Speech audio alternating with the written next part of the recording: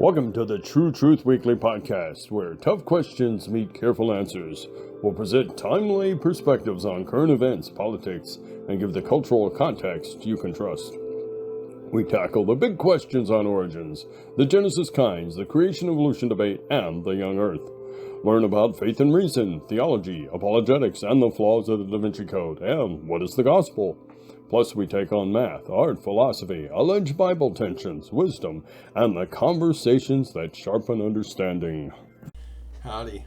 Welcome to the True Truth Weekly podcast. This is our first episode. I'm Jay Hall, your host. I taught math at Howard College in West Texas for over 10 years. I also have an actuarial background. I have the info in my video description for the links to most of my topics. Just go to thenewscasters.com, True Truth Weekly with hyphens between those words. Or you can search Newscasters, True Truth Weekly, and our podcast should be at the top. Feel free to contact us at our website, totalyouth.us. That's totalyouth.us. And click the contact button. You can find links to our books and other social media there. True truth is a Schaefferism. He used the term true truth to describe the absolute objective reality and the truth that exists independent of human opinion, grounded in the existence of an infinite personal God who has revealed himself, the God who is there and is not silent, in contrast to the relativism such as true for you but not for me. And I actually have a copy of Francis Schaeffer's book from 1968, Escape from Reason. So he was an influence with a lot of the hippie culture and helped them to find Christ. Of course, we have to start out with Charlie Kirk, and here's a quote. If you've never watched my radio show or seen me speak, you know that I have a problem with a lot of Christian pastors, and one word, they're cowards. America's story is a Christian story, one of resilience, redemption, and revival. With your help, America's next chapter won't be one of final collapse, but of its greatest ever triumph. And that's from this book, Killing America. The subtitle is Turning the Tide on the Tsunami of Darkness, Gene and Terry Bailey. So that's the source of that.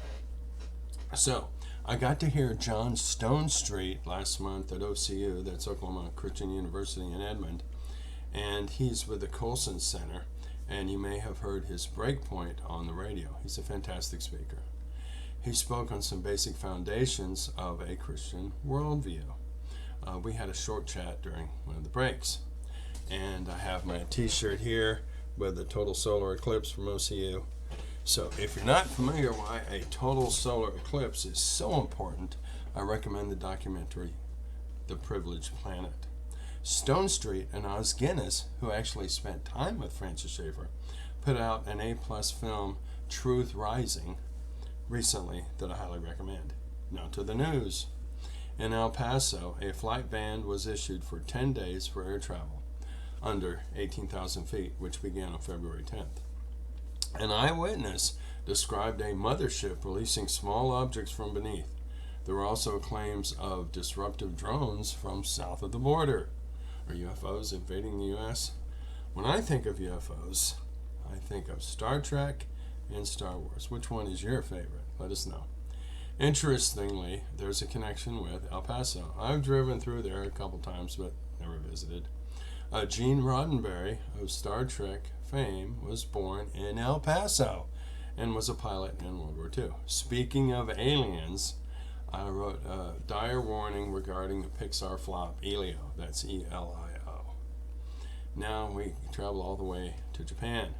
A few months before his assassination, Charlie Kirk visited Japan and warned that mass migration was seeking to, quote, replace and eradicate Japan by bringing in Indonesians, by bringing in Arabs, by bringing in Muslims, unquote. Japan has more than 100 mosques and over 400,000 Muslims. However, 95% of Japanese voters oppose Muslim mass migration. Japan's new Prime Minister, Sane Takaichi, former drummer in a heavy metal band, may take decisive action. One of my passions is arguing for the young earth view from history and science. I have written a book, Is a Young Earth Possible? And also, Yes, Young Earth Science. And both of those argue the case from history and science that the earth is only thousands of years old and not billions. You can find the links to both of those at my site, totalyouth.us. So in July of last year, the Honorable Pete Hegseth, the Secretary of War, visited Christchurch in D.C. I've been to D.C. a good number of times, the White House twice, as a tourist, and I actually grew up in Northern Virginia. My stepdad worked in the Pentagon. I went there one time as a kid. So I've been in some of those same places. So, what's the connection? Well, interestingly, Christchurch itself has connections leaning more towards the young earth. But the question is, what did Jesus say? So Jesus says in Mark 10:6, from the beginning of creation, God made them male and female. So it was not millions of years from the time the world was made till when man came on the scene. So if Jesus leans towards the young earth, I think we should as well. So Doug Wilson helped establish the Communion of Reformed Evangelical Churches, CREC, of which Christchurch in D.C. is aligned. And Pastor Wilson holds to the young earth view. Now, I do not know where Secretary Hegseth stands on the age of the earth controversy, but it's interesting that he is willing to visit a church with shades of a youthful world. New St. Andrew's College, which is associated with the CREC, takes a strict stance on creation in 6 real days. So there are a number of connections there that are interesting. Now we're going to turn to Kentucky, and I'm not talking chicken.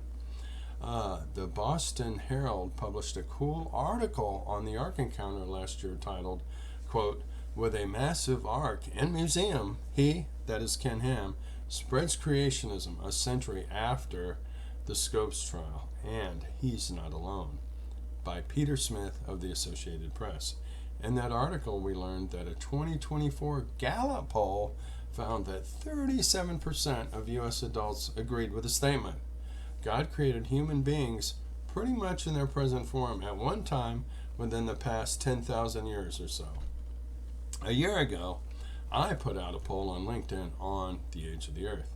It has over 2,800 views.